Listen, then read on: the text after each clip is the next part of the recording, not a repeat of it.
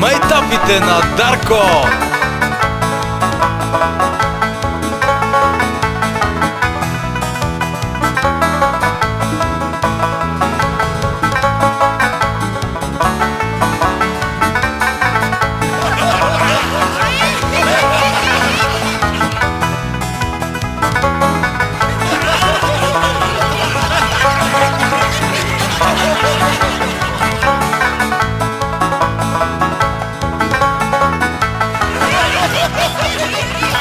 Майтапите на Дарко, 14-та част.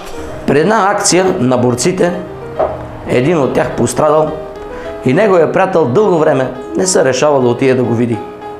Но минало време са, край на краищата, приятел му, няма начин. Отишъл той в тех, позванил, показал се жена му, цялата обляна в сълзи. Нема го вече, Пешо! А борец ръкал: нема нищо де. Като се върне, кажи му, че съм дождал.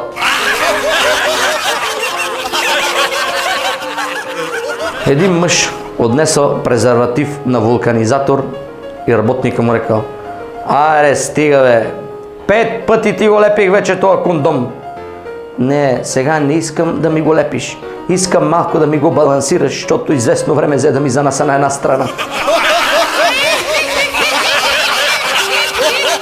Баш след Нова година Вуте срещнал Геле и го пита: абе, Геле, ти тая годин гледал ли прасе, бе? Абе, брат ми, честно да ти кажа, гледах, ама и пръшка не съм яднал. Ево ти, бре, да ти го не ократна?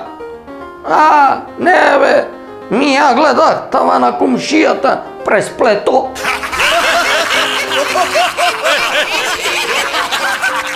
Върват си по улицата двама приятели, Иван и Пешо. По едно време Иван се обръща към Пешо: Пешо, представи си, брат ми, че имаш два Мерцедеса. Абсолютно еднакви. С-класа. Черни на цвет. Би ли ми дал един на мене? Какво говориш, бе, брат ми? Та ние от деца сме израснали, бе. Най-големи приятели сме, бе.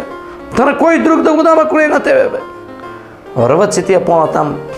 Иван пак: Пешо, представи си, брат ми, че имаш две яхти. Абсолютно еднакви. Бели на цвет. Най-модерни. Би ли ми дал едното на мене? Какво говориш, бе, Иване? Абе, ти беше ми кръстник на сватбата. Беше ми кръстник на децата, бе. Но ние сме неразделни с тебе, бе. И те на кой друг да я дам, ако не на тебе? Върват по-натам. Иван пак: Пешо, представи си, брат ми, че имаш две кокошки. Ванка, това вече не е честно. Ти много добре знаеш, че имам само две кокошки.